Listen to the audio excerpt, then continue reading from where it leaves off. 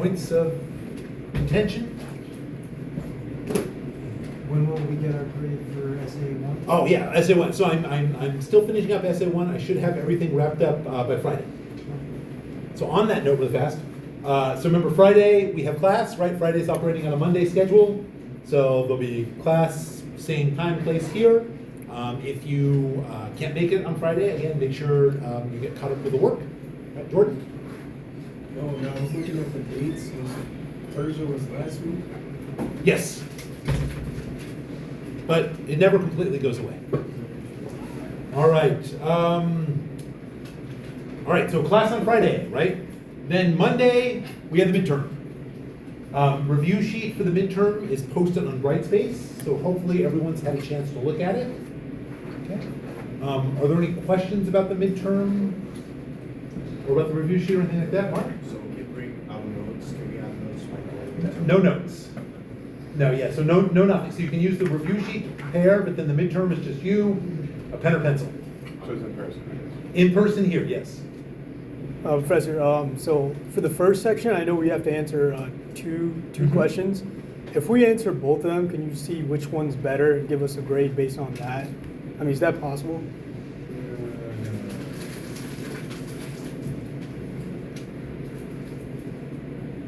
Yeah, Whether you can just answer the question that you can answer. yeah.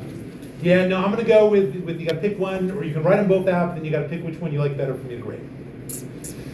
Okay, yeah, no, I think that's what we do. So there's four questions that appear on the review sheet, right? Two of those will appear on the exam. You don't know which two, right? But 2 out of those 4, and then you'll pick one of the 2 to answer. Okay? Studying for all 4 of them or preparing all 4 of them, even if they don't appear on the exam, will help prepare you for other sections of the exam, if that makes sense. Other questions? Okay, so again, I'm available if people want help reviewing for the midterm. So like I said, we've got class on Friday, I've got office hours, I'm happy to set up a Zoom appointment. So if you want any help or advice getting ready for the midterm, again, just let me know and I'm happy to set something up. Okay, other questions?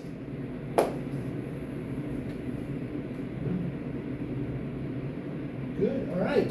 Well, before we get to the Peloponnesian War, I have to finish up a little bit because we've got kind of behind. Go back here to my Athenian culture from last Wednesday. Okay, so we left off here, right, talking about family and household. One of the things that sets ancient Greece apart from earlier ancient cultures, right? So all of the cultures that we were talking about at the beginning of the semester, right, is that the ancient Greeks developed strict monogamy. Okay? By strict monogamy, we mean person is only able to have one spouse at a time, and that there are no exceptions to this. Not even for like kings or, anyone else, right? And this is very unusual in the ancient world. The default is polygamy. Doesn't mean that everyone has multiple spouses, but it's still, that it's possible within a community. Ancient Greece, strict monogamy. No one's quite sure why it develops either. It's kind of one of the mysteries that we still haven't fully figured out, right? Now, just because there's strict monogamy, only one spouse at a time, right? It does not mean that an individual, and to be honest, that the man cannot have extramarital partners. So monogamy doesn't mean one partner, it means one spouse, one wife.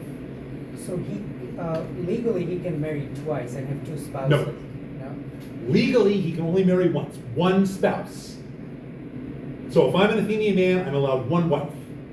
I'm allowed as many girlfriends as I can get away with, or as I want. But no more than one wife? No more than one wife. Okay. Now, what separates the wife from the girlfriend? Again, legal status. And really, the ability to produce Athenian citizen children. So when they talk about monogamy and everything, it's not about, one man, one woman, together forever, right? It's only one wife. The man, again, there's lots of options for extramarital, whatever. Mark? So what if you have a child with the partner, the girlfriend? Say that one more time. Oh, what if? If I have a child with someone who's not my wife. Yeah. Gotcha. So, not an Athenian citizen. One of the most famous examples is Pericles, who we were talking about, right? He has a longtime partner, companion by the name of Aspasia, has a child with him, right? So the child is Pericles Jr., is not an Athenian citizen. So at first he has medic status, and then eventually down the road, when other things happen, one of those rare cases where the Athenian Assembly naturalizes someone and gives them Athenian citizenship, they're going to give citizenship to Pericles Jr. Right, Timo? That's funny because it's kind of like what Trump is saying right now About what? about citizenship and getting citizenship just because you're born in the US is no longer Right. enough.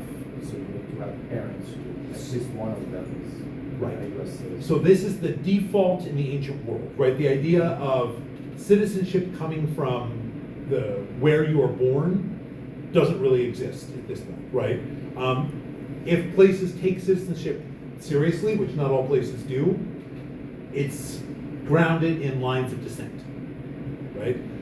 So citizenship of the father, sometimes, in the case of Athens, right, citizenship, both father and mother have to be Athenians. Was there like a form of like adoption during these times? Absolutely. So if I adopted a child outside of ancient Greece, like as a baby, and into my family, is he considered? No. He's still, even though he's part of my. Even though he's part of my family, yes. Yeah. Again, by default. By default. And would be strongly discouraged to adopt a non-Athenian. If you're going to adopt someone, it's again about continuing your lineage. And so adopting someone who is a non-Athenian would not be a way to do that. And so most adoption is going to be people adopting adults, and it's going to be adopting, it's like, why adopt it, right? It's like, I have no children, I want my family line to go on, someone's gotta take over my property, I'm going to adopt this 40-year-old guy here as my son, he then takes my name, he becomes my legal son, there we go. Romans are gonna do this even more than the Athenians. There's less concern, very little concern, say about taking care of children without parents. That is not really factoring into the calculus in a way that when we think of modern adoption, that becomes a much bigger part. If I recall correctly, doesn't doesn't your inheritance go to your biological children, or can it also be applied to the children that you had with the extramarital partners? You've got some leeway, generally speaking, biological. Again, this becomes more developed in Rome. Athens doesn't quite get as sophisticated with this. Basically, you get some leeway if you write a will, but you're supposed to kind of preference your bloodline. Or your adopted child, which is part of your bloodline. If that makes sense, right? Because even though they're not of your blood, they're still carrying on your name. You can leave money elsewhere, but you're supposed to be very limited. It's a family money more than almost your money. Okay. Expectation for both men and women in Athens is that they're going to get married and that they're going to have children. So this is kind of the default, no matter who you are, right? This is pretty much on your horizon. As we saw with Pericles' funeral oration, right, when he talks about the women, like, I know you're sad right now, but still go and have more babies, right? It's about continuing the polis, right, the city-state, but also the oikos, the household. Talked about this with the ancient Near East, right? I'm not going to talk about it very much now because I'm already kind of behind, but, right, there's a gendered labor system in Athens. It's pretty much in line with the ancient Near East. Men, outdoor tasks, women, indoor tasks. We'll turn to that in a second. Okay, education, right? In Athens, known as paideia, right? So there wasn't a public education system in the way that we would imagine it, right? It essentially comes, for the most part, right, from what we might think of as being private tutors or maybe private schools, right? Education was very much a liberal arts education, which the Greeks called philosophy, right? So philosophy was more than what we call philosophy today, but it would encompass things like literature, kind of oral communication or rhetoric, mathematics, so on, right? Wealthy girls, we think, also may have been educated, probably were educated to a lesser extent, because partly, as we see, at the very least, the ability to read or write was seen as a valuable skill for a wife, but we really don't have much evidence. The sources really don't talk about it very much, so it's hard to tell exactly what was going on, okay? So another kind of commonly known, I guess, aspect of ancient Athens, right, that existed within the context of education is pederasty, right? So what pederasty means, and so the modern word is taken from the ancient Greek word, the word that's used by the Athenians, right, is that within education, in addition to kind of this liberal arts education, right, teenage citizen boys and post-pubescent citizen boys would have a mentoring relationship with an adult male who was outside of the family, right? So a citizen man would kind of adopt a mentoring role for a teenage boy from another family, right? And this was part of becoming an Athenian citizen, right? Now, an important, so not the only part, but an important part of this mentoring relationship was some sort of kind of erotic or sexual element as well, which is where kind of the modern use of the word pederasty comes from, right? So this was seen as not just normal, but was seen as, I guess, desirable by Athenian society, especially Athenian elite society. Questions here? So there's a lot more to be said about this, but we don't have so much time. But are there any questions? One. Wait, so the mentor had a sexual relationship with the mentee, is that? They could. And there may have been some guidelines to this. Scholars are still a little bit debated. But it was definitely, we would say definitely an erotic, there was an erotic element to it, right? That this was described as not just a intellectual relationship, that this was an erotic relationship in a way. But what this how this actually manifested is varied. Why didn't your fathers took the role of mentorship?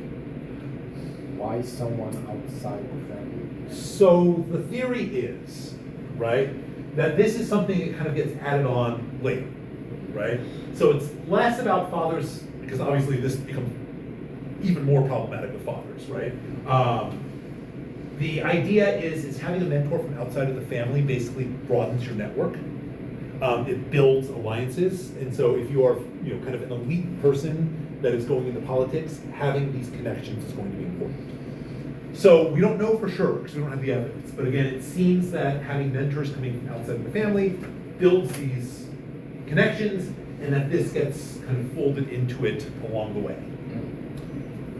So in a way, this is sort of like, I know in medieval times there's like the concept of fostering, where like, if you're from a noble house, you could send your son to a friend of your noble house in order to make relationships with them and strengthen the bond. Yeah, okay, so it's maybe a similar idea, but very different execution.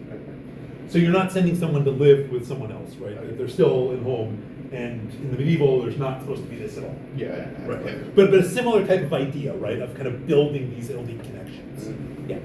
So that's how they were bonding, I guess. I mean, it is what it is, right? Like this was age differential at all was a key part of Athenian elite education and Athenian elite political culture. But wasn't that why they killed Socrates? Because of this? Not because of this. Okay. No. So it was more, the stated reason was it wasn't this, it was what he was teaching. Oh. the use, and that he was basically being anti-democratic. We'll talk more about that next week, or no, Friday. We'll talk more about that Friday. Okay, other questions? Okay, so again, there's a lot more to say. I can definitely say a lot more about it, so if you're curious or you want to know more, but that's kind of what we need to know for the class, right? Okay, so I really don't have time to talk about this text. Again, see notes about being behind. This was assigned for last week, but I do want to say a few words about this, right? So this is the oikonomikos, right? You see the word oikos, which means household, right? And nomos is the Greek word for law, or rules, right? And so this is kind of like the household rules. And this was a philosophical treatise, so not a practical work, not like instructions, but a philosophical kind of exploration of the ideal Athenian household. Anyone guess what English word comes from oikonomikos? Economics. It's where the word economics comes from, actually, right? And so here, this is written by Xenophon, who was, again, an Athenian politician, general, philosopher. And as the story goes, right, he was a student of Socrates. In this reading, right, he writes about Socrates encountering an Athenian by the name of Ischomachus. And according to Socrates, right, again, who's a character in this treatise, Ischomachus runs the ideal Athenian household.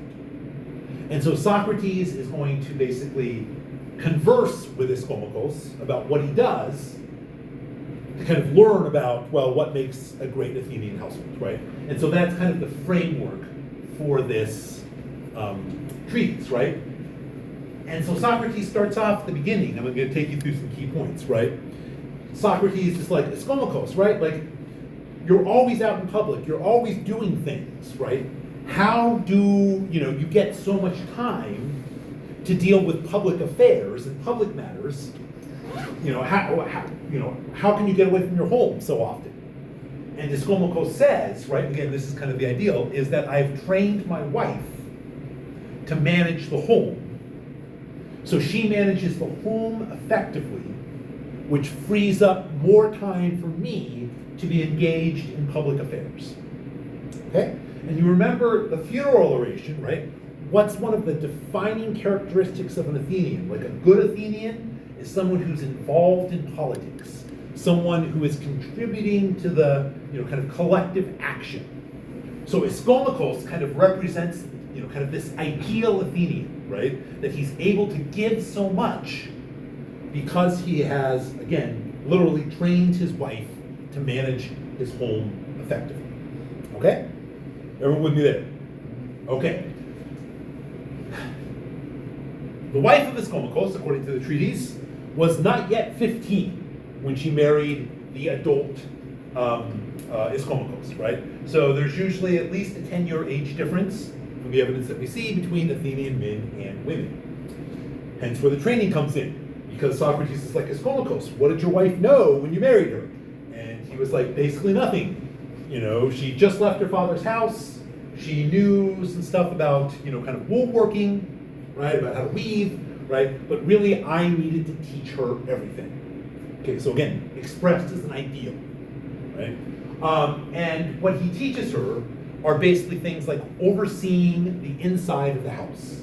That the outside of the house is still a masculine purview, right? The agricultural work and stuff, that's still kind of male work.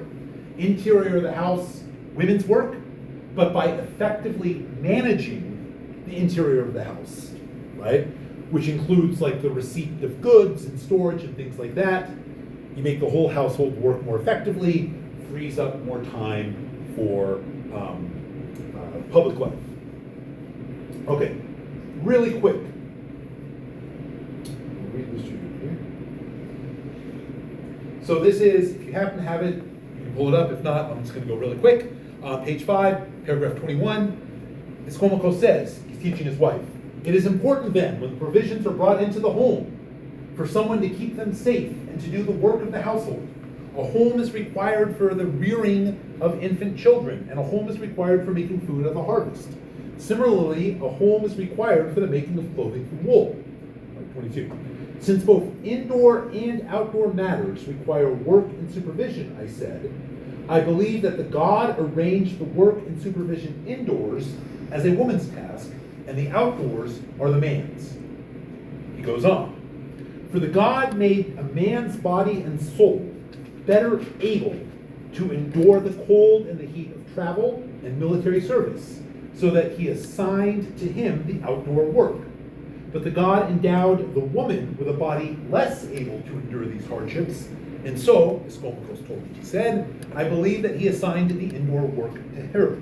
With this in mind, the God made the nursing of young children instinctive for women and gave her this task, and he allotted more affection for infants to her than to the man.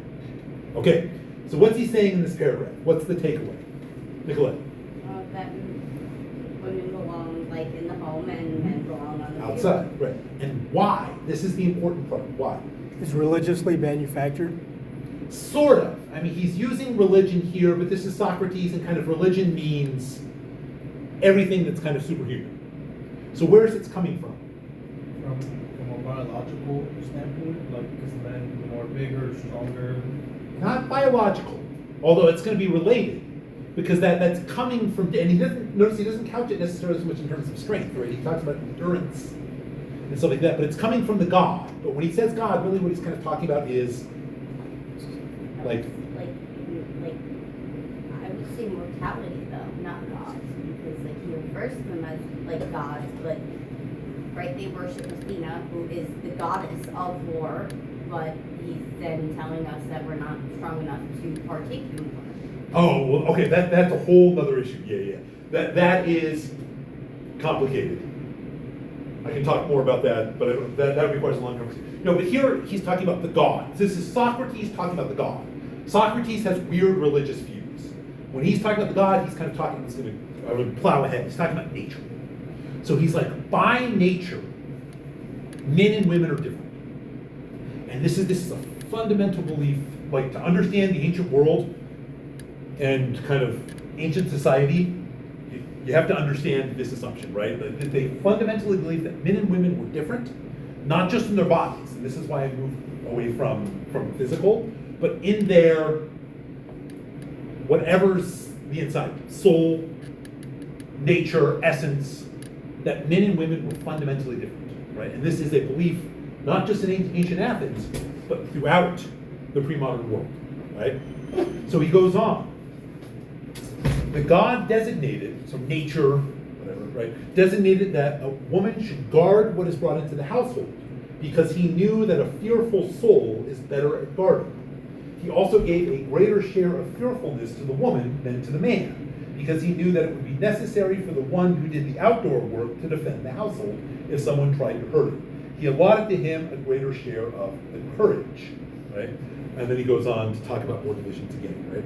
So, the God, nature, the supreme force, created men and women different so that they could perform different tasks, different lives, right? So a fundamental assumption. Okay? Are there questions here? Okay. So, not saying it's an accurate statement in any way whatsoever, right? But just that this is a core belief among most ancient peoples. Okay? All right. All right, I think I'm going to move on here. Any other thoughts about social roles? Or questions? Okay, all right, we're moving along then.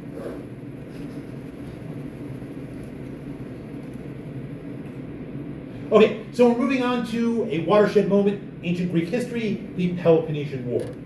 So if you remember last week, before we started talking about society, we were talking about mounting tensions between Athens and Sparta. Sparta had been the traditional kind of big dog, but Athenian power ever since the Persian Wars had been growing, right?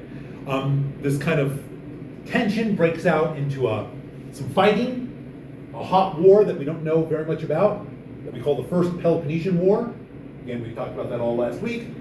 445 BCE, Athens and Sparta signed what's called the 30 Years' Peace, where there's going to be 30 years of peace between these two city-states.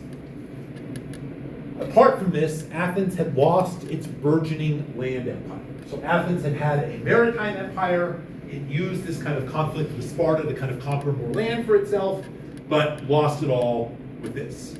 So Athens then moves into another area, right? After the 30 Years' peace, in order to maintain it, it starts increasing its influences in more kind of far-flung regions. So Thrace, which is up here, right, especially on the coast, Black Sea region, and the west in Italy, right? So Athens is trying to basically extend its influence there in order to take advantage of the resources and economic opportunities. What's Sparta doing? We don't know. In the mid-30s, there's 3 events that are going to provoke a crisis.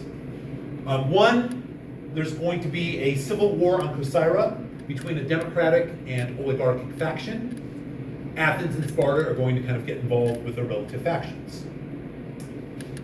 Next, right, Potidaea, which is up here, was a colony founded by Corinth, here.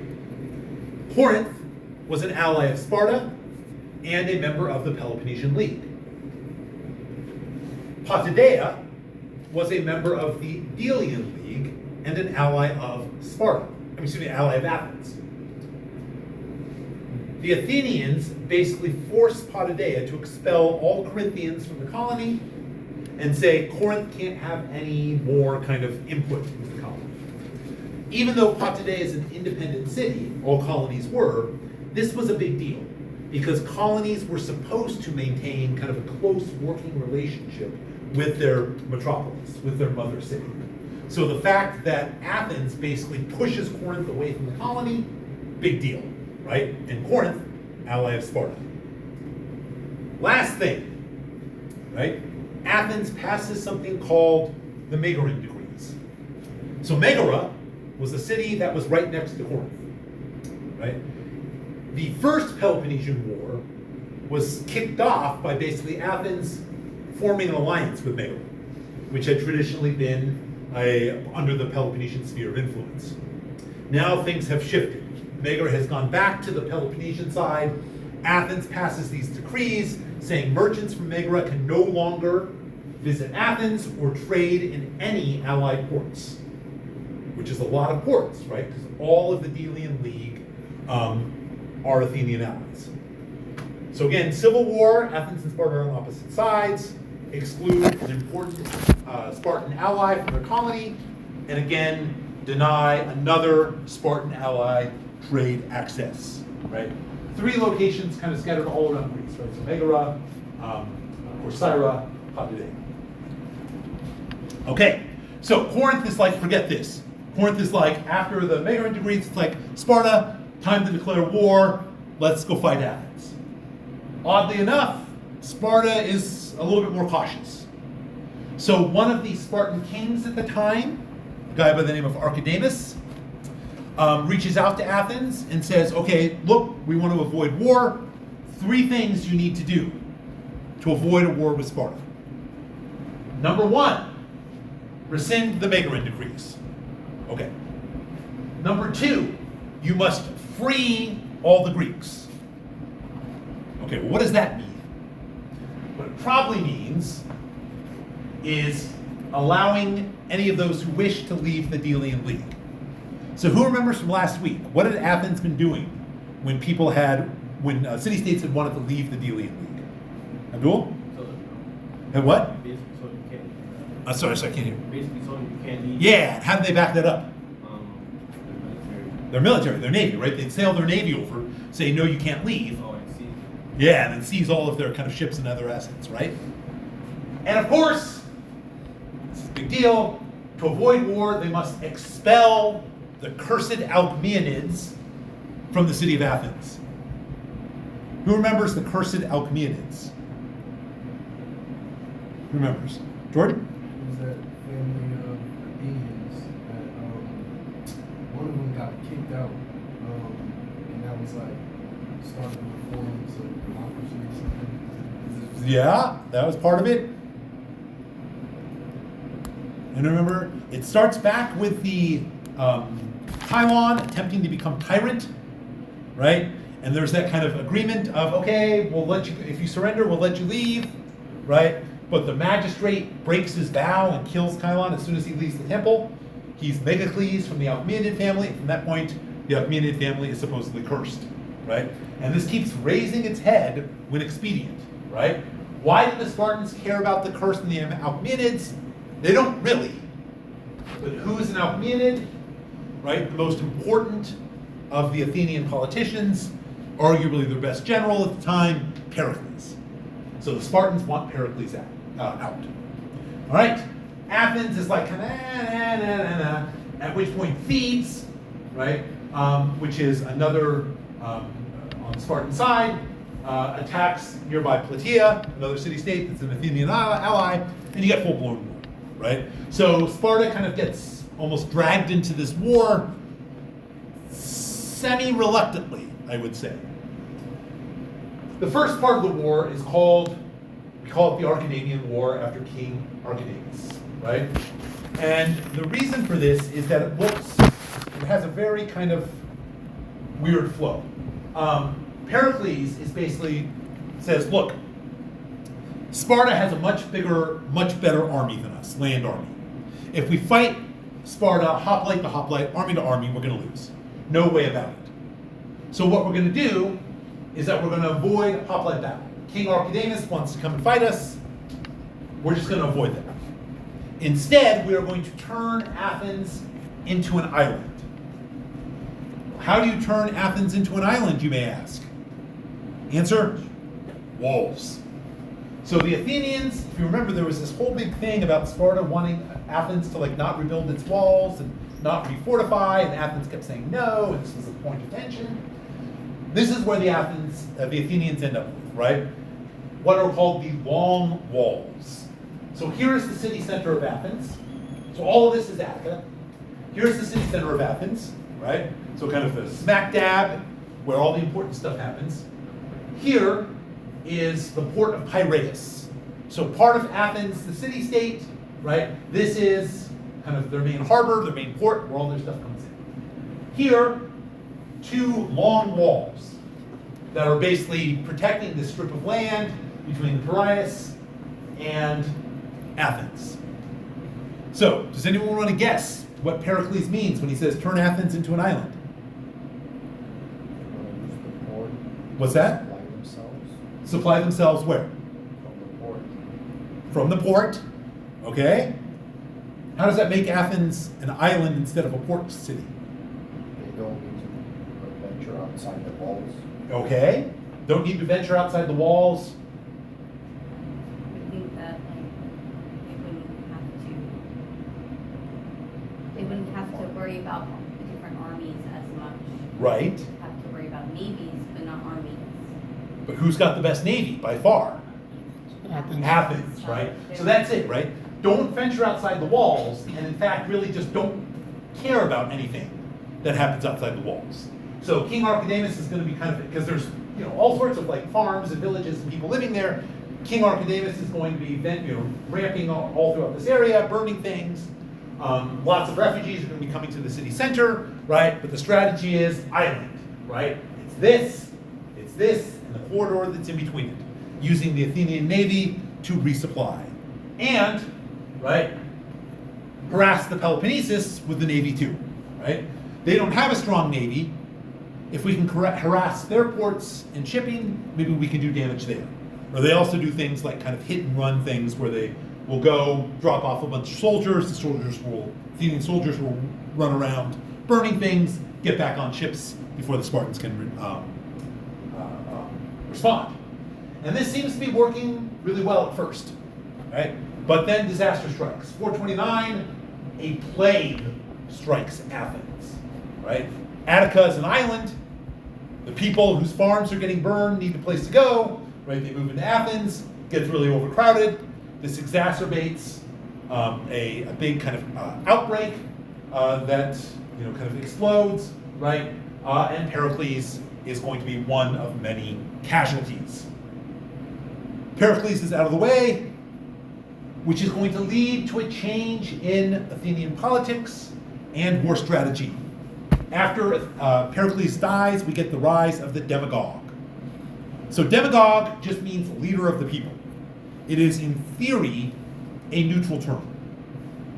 But it gets used to mean people that try to kind of manipulate the people for their own purposes, their own goals, their own oftentimes nefarious purposes, right? So it starts to have kind of a negative connotation.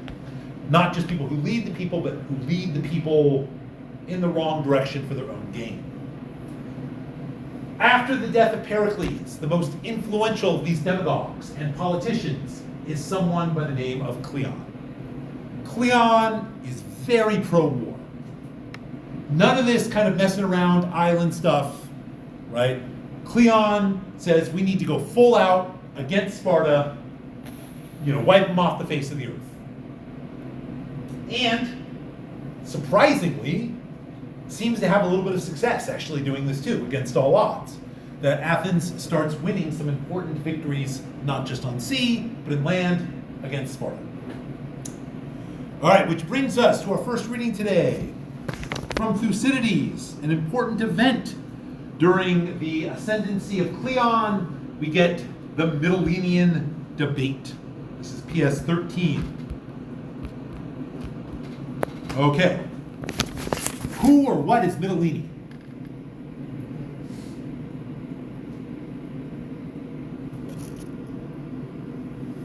Who or what is Mytilene?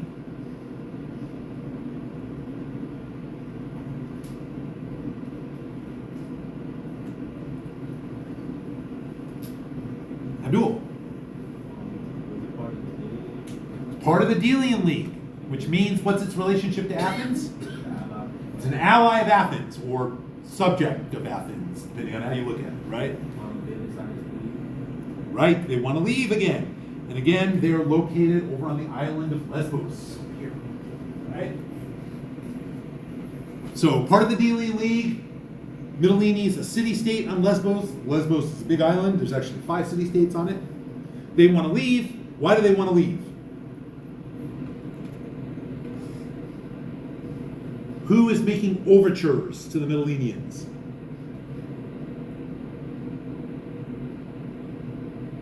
Who's trying to persuade the Mytileneans to leave? Spartans. And the Spartans say, hey, time to reject Athens. We'll back you up. And the Spartans do seem to want to back them up. Mytilene and the other Lesbian city-states are important allies to Athens because they are one of the few city-states that are still allowed to kind of contribute their own ships. And so they're a kind of big naval force in their own right. Long story short, before the Spartan force can get there, the Athenian navy shows up, right, and retakes the island. Spartans are forced to flee. Mytilene is back under Athenian control. So now, the big question: what is to be done with the Mytileneans, the inhabitants of this city-state? The Athenian assembly votes. All the men are to be executed. All the women and children are to be enslaved. A serious punishment. The Athenians say, well, rebelling against Athens is a serious crime. Next day, though, soon after, the Athenians start to have a change of heart. They're like, maybe this is a little too strong, right? Killing all the men? Like, sure, there's the ringleaders, we can kill them. Should we kill all of them? Maybe we should rethink this before acting.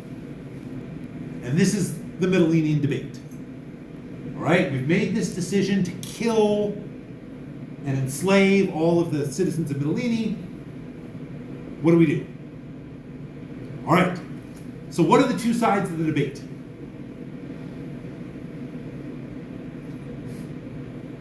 Nicolette.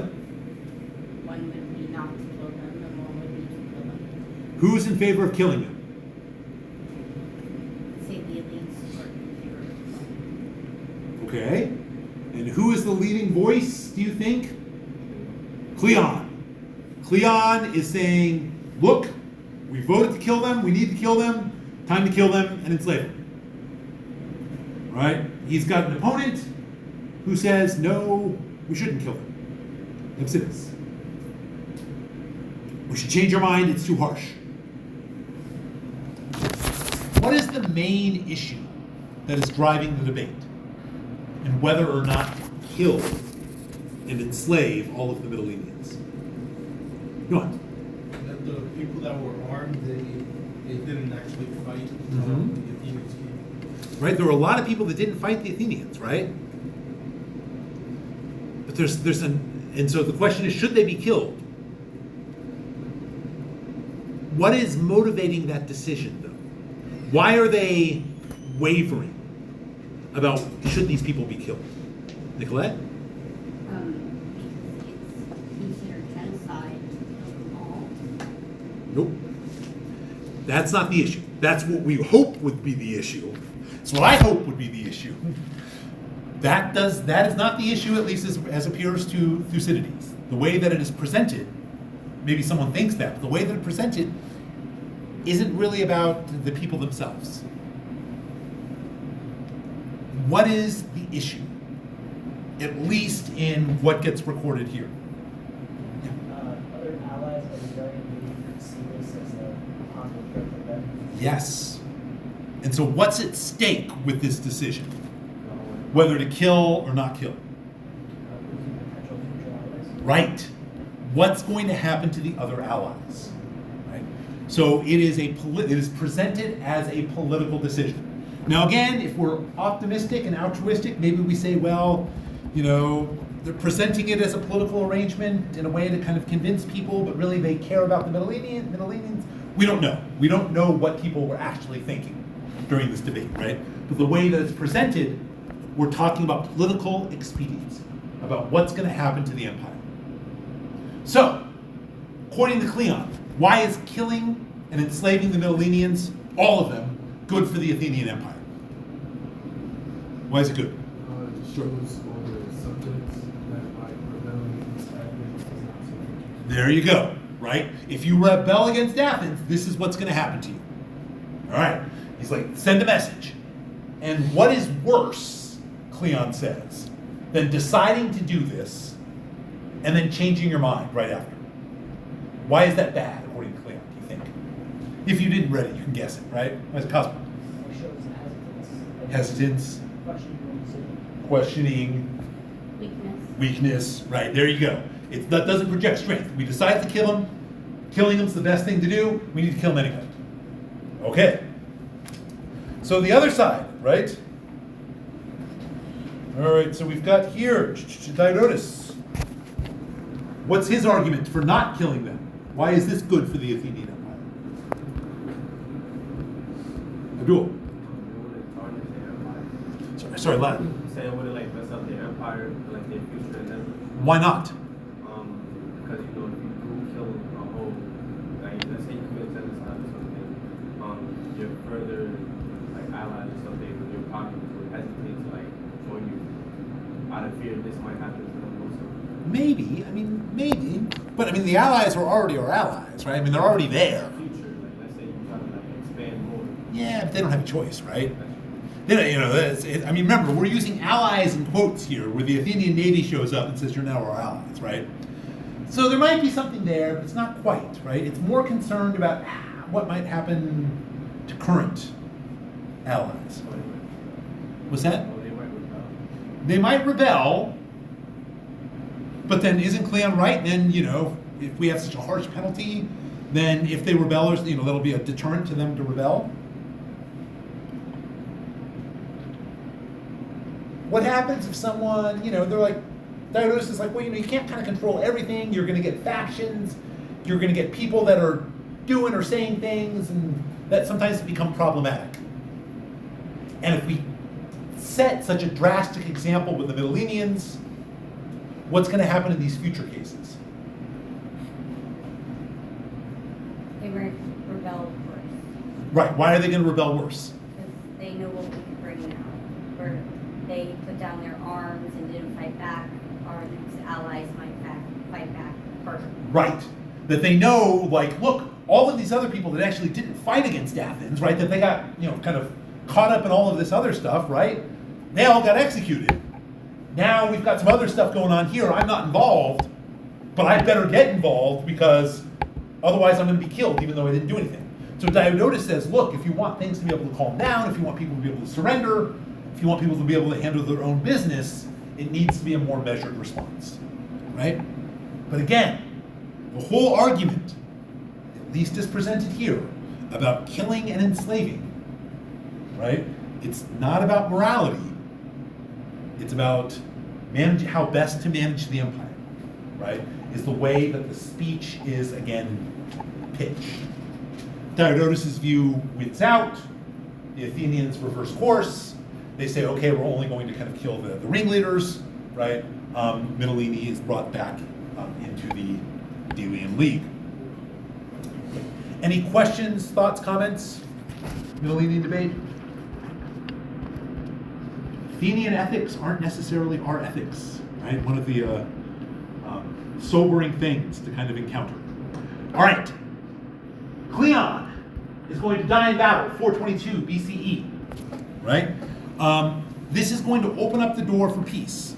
Cleon was very, very rabidly pro-war, like war, and he also had a Spartan kind of counterpart by the name of Brasidas, who was also very like war, fight. So Cleon dies, Brasidas dies, this opens up kind of an avenue to peace.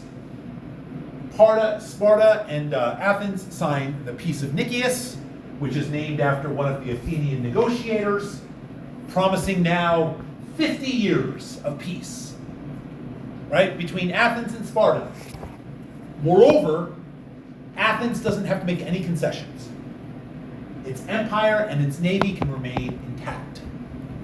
So for all intents and purposes, Athens has won, or at least has been able to maintain the status quo. Okay, questions? Nicolette? When you promise a 50-year peace, when you don't hold We're saying our city-states aren't going to fight each other for 50 years. but the next generation might have different. Well, and in fact, you can see how long the 30 years peace left, Yeah. I think everyone kind of knew the realities of it, but it's supposed to be part of this. All right, part of this speaks to the idea that warfare was accepted in a way that we might say, ideally we want no war, and modern people might say, ideally we might want no war. That's the goal. They wouldn't quite phrase it that way in antiquity, right? They would phrase it like, look, we're going to be fighting, and that's not a bad thing. We're just not going to fight each other for 50 years. So that's part of the reason why it gets expressed that way, right? Is this recognition that perpetual peace is not something that's necessarily desired. Okay, but that being said, I don't think anyone believes it's going to last for 50 years. And in fact, barely makes it 6. 415, ambassadors from a city-state in Sicily called Segesta show up. They appeal to the Athenian assembly saying, look, we could use your help. We really love Athens. There's a lot of other people on Athens. a lot of other people in Sicily that love Athens, right? More of us want to be part of your Delian League. We want to be friends and allies of Athens. There's other people on Sicily, other city-states that don't want this. Can you send your navy over to Sicily to help take care of the other guys, and then we'll all join the Delian League? Okay. Athens jumps, doesn't quite jump, but many Athenians see this as a prime opportunity, right? So Sicily is a rich island. Athens has a little bit of a kind of, interaction with it, right? But really, oh my God, this is a great opportunity to, bring all of these rich city-states, this rich island, into the Delian League, which is really the Athenian Empire, right? So there's a big debate in the Athenian assembly. Should Athens sail to Sicily, help Segesta, basically expand the empire? On one side, you have Nicias, right? That main kind of negotiator who had founded the peace a few years earlier. On the other side, a rising, up-and-coming politician, right? A student, and in fact, mentee of Socrates, right? Going back to the pederasty discussion, Alcibiades, right? Big debate, should we do this or not? Nicias is like, wait, we've got peace, we've got an empire, Sicily is really far away, right? Most people here don't even know where Sicily is. Like, it's not worth it, it's gonna end in disaster. Alcibiades is like, we can do it, we're gonna be rich, everyone's gonna profit. Alcibiades wins, right? They decide to send an expedition to Sicily. Everyone's gonna get rich. The night before the expedition is supposed to sail, something happens. There are reports that young men of Athens are profaning the religious rites. What that means is they're getting drunk and they're basically kind of having kind of fake religious rituals to have fun and party. Plus, they go throughout the city wrecking sacred statues known as Herms. So the Herms statues were all over Athens, important religious and civic importance. As part of these kind of drunken revels, they destroyed the statues. This is seen as a bad omen. The night before the Sicilian expedition is supposed to leave. And reports come. Who is the one who is supposedly leading this? Alcibiades, the very person who had argued for the expedition, and in fact, along with Nicias, appointed as one of the co-leaders. But, too late to do anything about that, the expedition set sail. Soon after, the Athenian people start thinking, hey wait, this is a big problem. We need to get Alcibiades back here. He needs to stand trial. He needs to answer for his actions. We need to clear things up with the gods. So they send a boat following the fleet to Sicily, basically saying, okay, Alcibiades, you need to return and stand trial. Alcibiades does not return to Athens. He flees Sicily, heads over to Sparta, and starts working with the Spartans against the Athenians. Not the last we're going to see of him. Sicily is a disaster for the Athenians, right? It is the worst disaster that you can possibly imagine. Massive loss of life, massive loss of ships, massive loss of money, right? It is going to wreck Athens. I forgot its map, right? Athens, Sicily. It's going to wreck Athens, and in a way, it's going to damage the Athenian democracy. So after this, basically the war picks up again, right? Sparta's like, well, Athens started it, / Athens is weak now, right? So the fighting picks up. For the next 10 years or so, goes back and forth. Sparta, Athens, Sparta, Athens.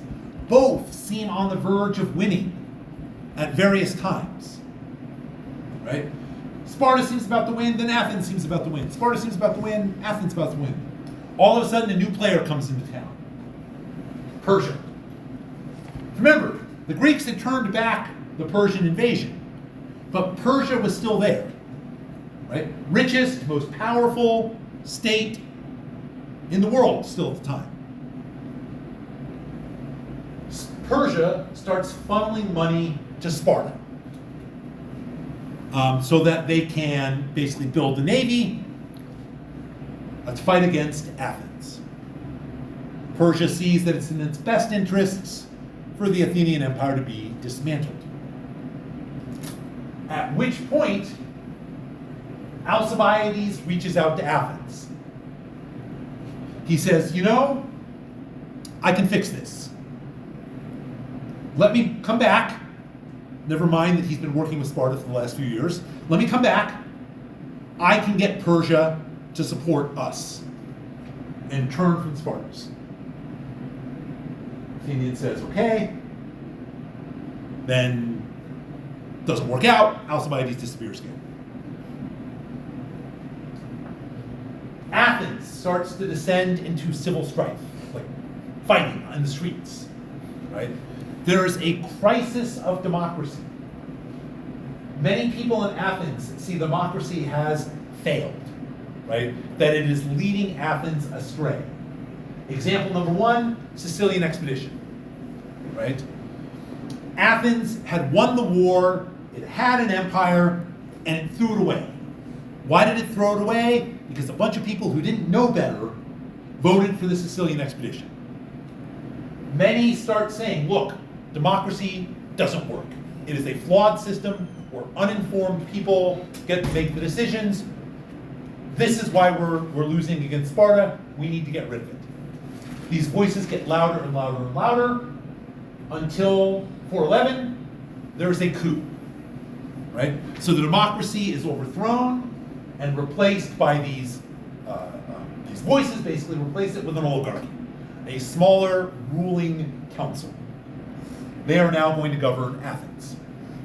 They recall all those who have been exiled, again, including our friend Alcibiades there, but this isn't going to last long, right? There's going to be kind of a counter coup that happens the next year, and democracy is going to be restored.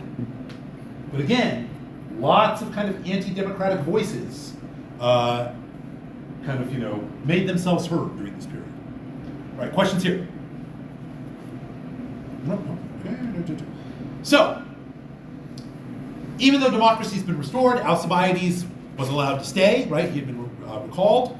He takes command of the Athenian forces, or doesn't take command. First, he's like kind of a general for the Athenian forces.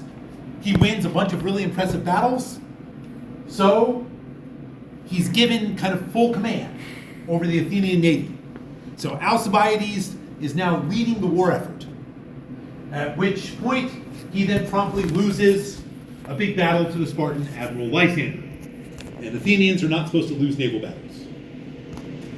Alcibiades then flees and withdraws to who knows where.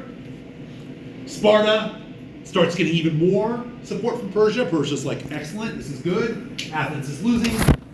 Their navy gets even stronger and stronger and stronger. Nonetheless, even with this, going back and forth, right? The next year, there's another big battle. And Athens wins this one. Argensunae, right? After this battle, the Spartans actually sue for peace.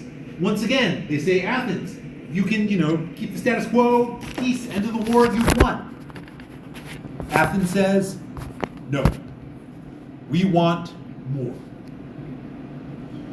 So, this major victory is going to be marred by an event that gets called the execution of the generals, which is going to provoke, again, this crisis of democracy. What do you mean by execution? What's that? What do you mean by the execution of the What do I mean by the execution of the generals? So, you remember there are 10 Athenian generals selected every year. After this big battle, right, the generals, the 8 generals that were kind of commanding the big fleet, right, wanted to sail off and pursue the Spartans to kind of mop up and wipe out kind of the remaining Spartan forces. They sent a contingent of Athenian ships to stay kind of where they were, to rescue the survivors, right, from like sunken ships, and to collect the bodies of the dead that they could still, the dead Athenian sailors that they could still recover. Then the generals sail off to go fight the Spartans. However, a big storm arises, and this relief contingent can't rescue the sailors who are in the water and can't recover the bodies. Fearing what's going to happen, they sail to Athens and basically throw the generals under the bus, saying, look, the generals failed to fulfill this important duty, right? Rescuing the soldiers, collecting the bodies. this is in fact an act of treason against Athens. Why is it treason against Athens? Well, because it hurt Athens. Long story short. So, the Athenian assembly is really upset. They then send a message to the generals saying you have to come back and stand trial for treason. Long story short, basically one general's going to flee. The ones who come back, stand trial, are convicted, and are executed for treason after winning this big victory because of the storm. At which point, the next day, the Athenian people are going to have a huge, they're going to flip out. Oh my God, what do? We just killed all of our generals, kind of in the heat of anger. So the first thing they do is they convict the person who had basically put the generals on trial. When that person flees and runs away, then they can basically get really upset. Crisis of democracy, right? They start saying, look, the democracy, we're having some problems here. Why did the Athenians deny the peace the first time? They want it more. Oh, like land? Everything. Wanted to, more power, more land, just wanted to defeat Sparta. So, next year, fighting continues, there's going to be a big battle. They just fought it. As the ships are lining up, getting organized, ready to fight, another ship comes racing in over the horizon. Who is it? Alcibiades sails up to the Athenian fleet from parts unknown, saying, look, I can help win this battle. Put me in charge. But nothing comes of it. Either doesn't care, doesn't want to, right? This ends up being a crushing defeat for Athens, right? The reason it's a crushing defeat, not only does it hurt their navy, but where the location of the battle is, up here, it effectively cuts off Athenian access to the Black Sea, which is where most of their grain is coming from.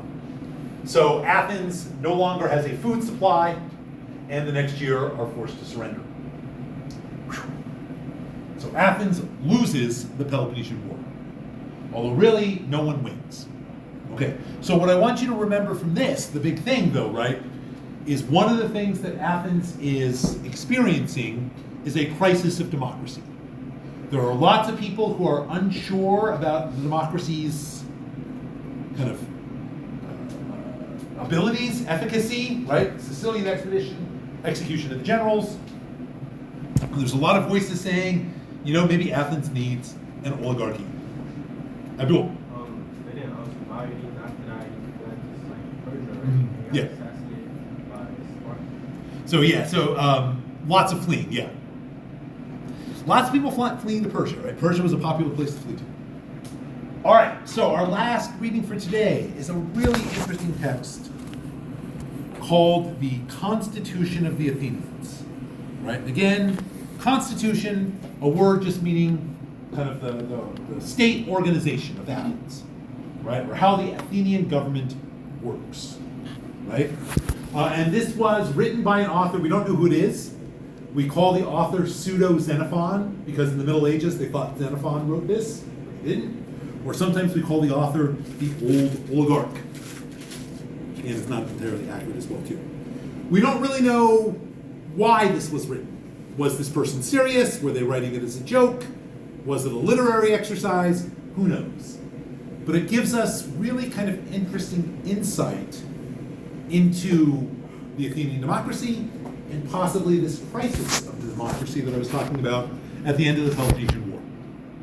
All right, so the author writes this. He pitches this essay as a response to a common assessment of the Athenian democracy. So what I'd like you to do is to take a look very quickly at the first two paragraphs, right? In chapter 1, page 1. And think about what is the common, what do non-Athenians commonly think about the Athenian democracy, right? And what is his response to this assessment?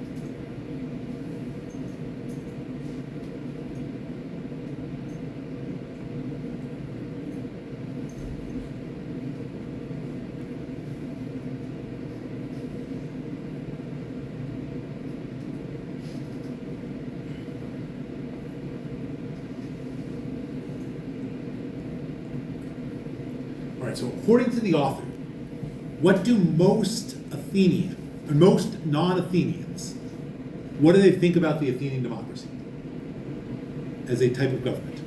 Jordan?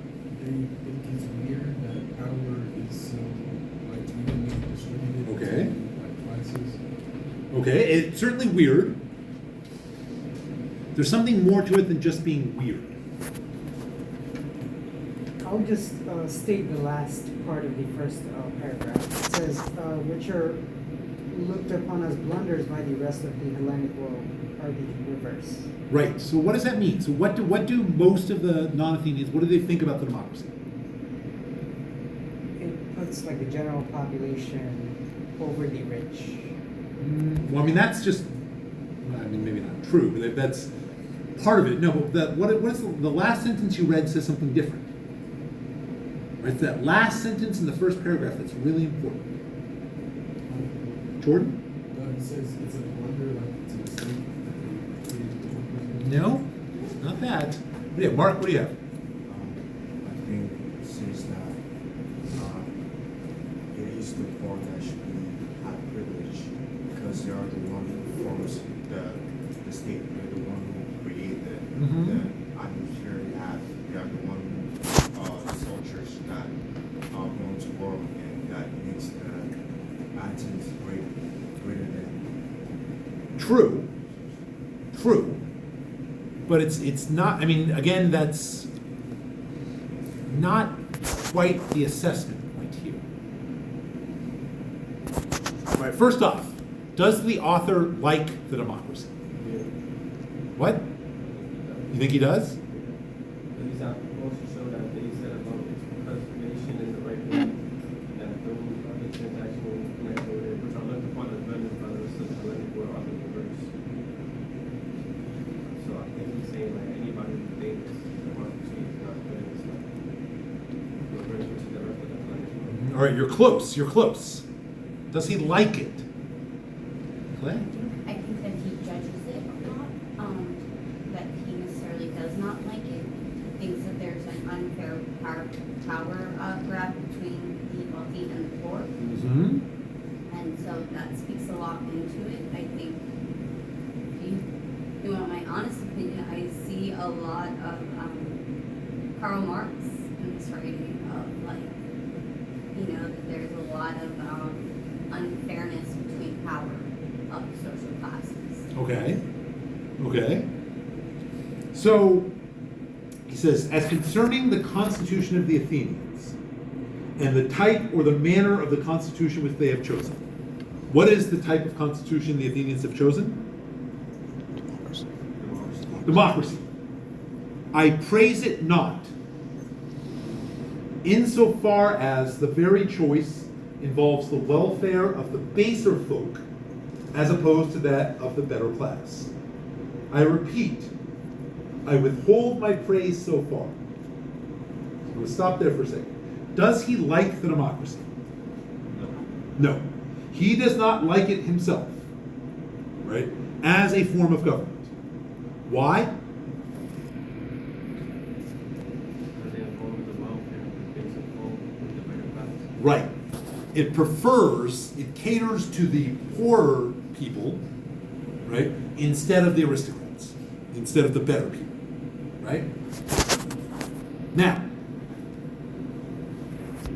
most critics of Athens would say the same thing. So that's not really the assessment that he is challenging, right? But then he goes on. But given the fact that it is, right, the democracy exists, I propose to show that they set about its preservation in the right way, and that those other transactions in connection with it, which are looked upon as blunders by the rest of the Hellenic world, are the reverse. So he doesn't like democracy, but He's saying since that's what they chose, they're going about it the right way. right. And what does going about it the right way mean? Doing right. What's that? Like they cater to the masses instead Right. of the smaller. Which is not a good thing, according to him, right? So this is not a good thing. But he's like, they are effective. What's the common assessment about the democracy, do you think then? What do people believe about it as a form of government? That it's ineffective. That it's ineffective, that it doesn't work well. And he says, no, I don't like it, but in fact, it works very well at doing what it's supposed to do. What is it supposed to do? Cater to the masses. Cater to the masses, or to protect itself, right? So again, he's like, even though, because he'll go on, like, catering to the masses, gotta wrap this up soon, right, is not a good thing. He's like, look, it leads to bad results. It leads to things like the Sicilian expedition, another stuff, he doesn't say that, but it leads to stuff like this. It leads to bad decision making. But he's like, that's not a bug, that's a feature. Because the way the democracy is set up, that only allows it to become more powerful because it can blame someone else, you know, throw them under the bus, and then the democracy comes out looking even better than before. So he's like, all of these things that look like bad decision making or ineffectiveness, he's like, are really examples of the democracy doing what it's supposed to do. So he's like, everyone thinks it's ineffective. In fact, it's really, you know, kind of good at its job. It's just its job is a bad thing. All right, Brian. Sorry, and on top of that, it's expected. It's like how it's came for democracy to begin with, especially as mentioned before. It's meant to to serve the will of the people. Given choices, it's very much mentioned in paragraph 2 where it says the steersman, the boatswain, the manman, the prow of the shipwright, these are the ones who invent the sea with power rather than a heavy and manner for So he's connected, this is what he's connected. So he's like, it makes sense that Athens has adopted this form of government, given, you know, all of this stuff. He's like, I don't like it,